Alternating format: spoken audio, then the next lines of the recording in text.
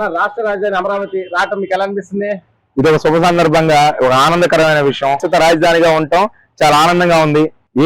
ఏ ప్రభుత్వాలు అధికారంలోకి వచ్చినా ఎక్కడా కూడా ఈ రాష్ట్రంలో రాజధాని లేని ప్రాంతంగా కాకుండా ఒక శాశ్వత రాజధాని అమరావతిగా ఉండటం ఆనందంగా ఉంది. కాదు, ఇప్పుడు జగన్మోహన్ రెడ్డి ఒక మాట మొదటిదాకా 3 రాజధానులు అన్నారు, ఇప్పుడేమో మావిగన్ అంటున్నాడు. దాని మీద మీరేమంటారు?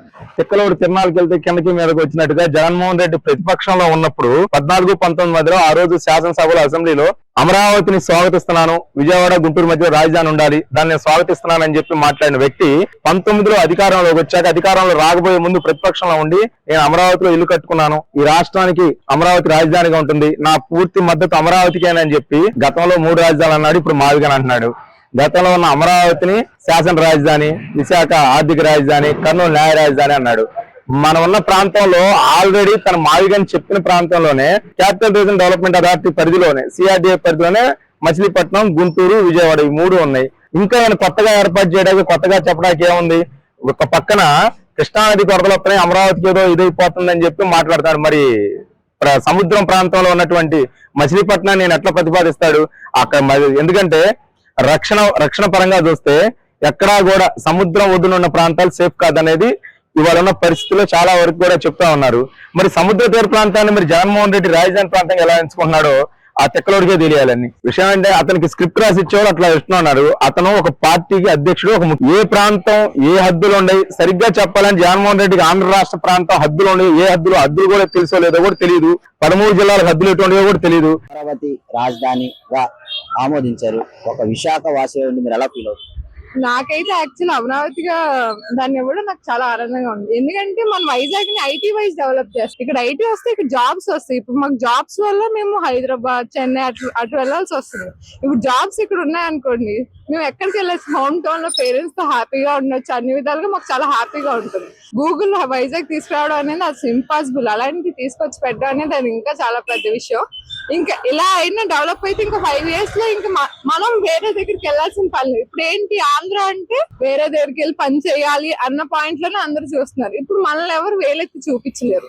నారా లోకేష్ గారు ఉన్నారు ఐటీ మినిస్టర్ గా, అతని పనితీరు అనేది ఎట్లా ఉంది? చాలా బాగుంది. పెద్ద పెద్ద కంపెనీస్ ని ఇక్కడ తీసుకొస్తున్నారు కాబట్టి మనకంటూ ఒక వాల్యూ అనేది చాలా పెరిగింది. నార్మల్ గా వైజాగ్ అంటేనే ఇప్పుడు అందరికి ఒక చాలా హైలో ఉంది. క్లీన్లీ వైజ్ గానీ, జీవీఎంసీ అసలు ఏ వైజ్ అయినా ఇప్పుడు వైజాగ్ అనేది సూపర్ హైగా ఉంది. ఇప్పుడు ఇంకా ఐటీ కూడా వస్తే మనల్ని ఎవరు ఆపలేరు. ఈ గవర్నమెంట్ మీద ఒక నమ్మకం అనేది ఎప్పటి నుంచి గవర్నమెంట్ అంటే చాలా నమ్మకం, ఇంకా చాలా హ్యాపీ. సరే, ఇప్పుడు కూటమి వచ్చిన తర్వాత అమరావతి రాజధానిగా ఆమోదించారు. ఒక విశాఖ వాసి ఉండి మీరు ఎలా ఫీల్ అవుతారు? త్రిమూర్తులైన చంద్రబాబు నాయుడు గారికి, పార్టీకి అండదండలుగా ఉన్న పవన్ కళ్యాణ్ గారికి, త్రిమూర్తులుగా ఉండి రాజ్యాన్ని వెళ్తున్న మహానుభావులు ముగ్గురికి పాదాభివందనం.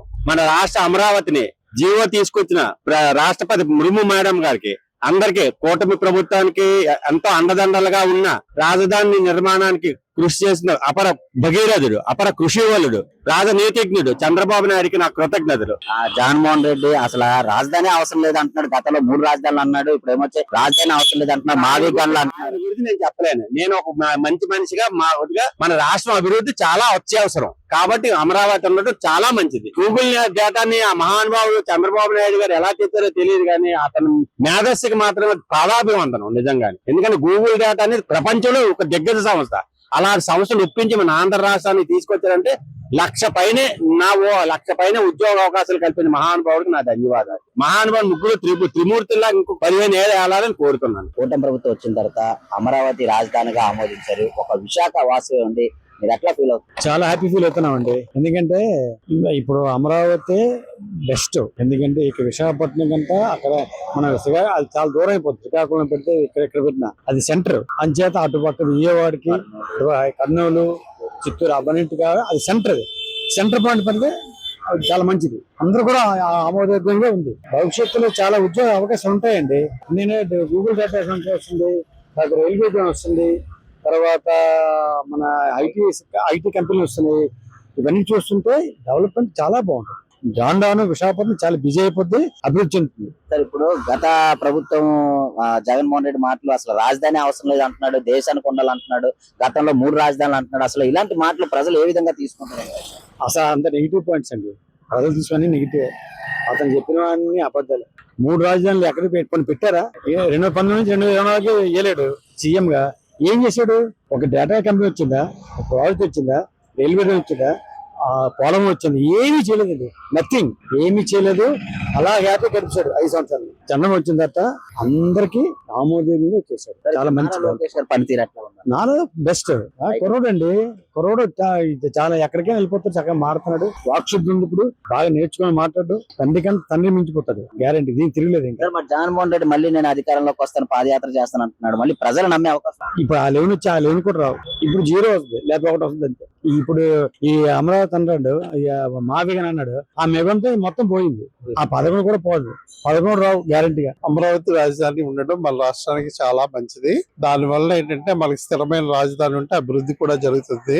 అట్ ద సేమ్ టైం ఆ విజయవాడ చుట్టుపక్కల అభివృద్ధి జరిగినట్టే విశాఖపట్నం కూడా ప్రభుత్వం కొంత ఫోకస్ పెట్టి దానికి డెవలప్మెంట్ ప్యారలల్ గా చేస్తే ఇంకా ఇండస్ట్రియల్ గా సాఫ్ట్వేర్ పరంగా చాలా అవకాశం విశాఖ నగరానికి ఉంది. విజయవాడ కన్నా సాఫ్ట్వేర్ కి విశాఖలో ఎక్కువ అవకాశాలు ఉన్నాయి కాబట్టి దాని మీద ప్రభుత్వం ఎక్కువ చొరవ చూపి ఎక్కువ సాఫ్ట్వేర్ ఇండస్ట్రీస్ వచ్చినట్టు మనకి కృషి చేస్తే మనకి ఆ రాష్ట్రానికి చాలా మంచి జరుగుతుంది. విజయవాడ చుట్టుపక్కల ప్రాంతానికి జరుగుతుంది, విశాఖపట్నంకి జరుగుతుంది. సో బట్ అన్ని ఏరియాస్ డెవలప్ అవుతుంది. యూత్ కి చాలా మంచి అవకాశాలు దొరుకుతాయి విశాఖపట్నంలో. ఈ స్టీల్ ప్లాంట్ కానీ, సాఫ్ట్వేర్ కంపెనీస్ కానీ, కాగ్నిజెంట్ కానీ, గూగుల్ కానీ వస్తే దొరుకుతాయి. చాలా మార్పు కనబడింది. ఇది చాలా మంచి ప్రభుత్వం, చాలా అభివృద్ధి దోహకమైన ప్రభుత్వం, ప్రజలకి చాలా ఉపయోగపడే ప్రభుత్వం. సో దీన్ని ప్రజలు కూడా ఆహ్వానిస్తారని కోరుకుంటున్నారు. మేడం గారు, కూటమి ప్రభుత్వం వచ్చిన తర్వాత అమరావతి రాజధానిగా ఆమోదించారు. మీరు ఎట్లా ఫీల్ అవుతున్నారు మనకి రాజధాని రావడం? హ్యాపీగా ఫీల్ అవుతున్నాం అండి. పిల్లలు ఇంతకు ముందు మన ఏపీ రాజధాని ఏంటి అంటే చెప్పలేని పరిస్థితుల్లో ఉండేవాళ్ళం. ఏం చెప్పాలా అని క్వశ్చన్ మార్క్ తో ఉండేవాళ్ళు. ఇప్పుడు ధైర్యంగా చెప్పగలుగుతున్నాం అమరావతి అని చెప్పేసి చాలా సంతోషంగా ఉంది. విశాఖపట్నంలోని గూగుల్ డేటా సెంటర్ అనౌన్స్ చేశారు, కాగ్నిజెంట్, ఐటీ డెవలప్మెంట్, ఇవన్నీ చూస్తుంటే మీకు ఎలా? ఈ రిసోర్సెస్ అన్ని వస్తేనే అన్ఎంప్లాయ్మెంట్ ప్రాబ్లం అనేది లేకుండా ఉంటే చాలా మందికి ఎంప్లాయ్మెంట్ దొరుకుతుందండి. చాలా హ్యాపీగా ఫీల్ అవుతుంది. నెక్స్ట్ జనరేషన్ వాళ్ళన్నా, మా జనరేషన్ మేము బాధపడినా నెక్స్ట్ జనరేషన్ వాళ్ళన్నా హ్యాపీగా ఫీల్ అవుతారు. తగ్గ ఉద్యోగాలు వస్తాయి వాళ్ళకి, వాళ్ళు లైఫ్ లో సెటిల్మెంట్ ఉంటుంది. సాటిస్ఫై ఎడ్యుకేషన్ సిస్టమ్ వరకు అయితే బానే ఉంది. జగన్మోహన్ రెడ్డి అసలు రాజధాని అవసరం లేదు అంటున్నాడు, మావిగన్ అంటున్నాడు. ఇవన్నీ ప్రజలు ఏ విధంగా? అది ఎలా కుదురుతుందండి? ఆయన హయాంలో అందరం సఫర్ అయిన వాళ్ళు, మేము కూడా మిడిల్ క్లాస్ ఫ్యామిలీ అందరూ సఫర్ అయిపోయారు.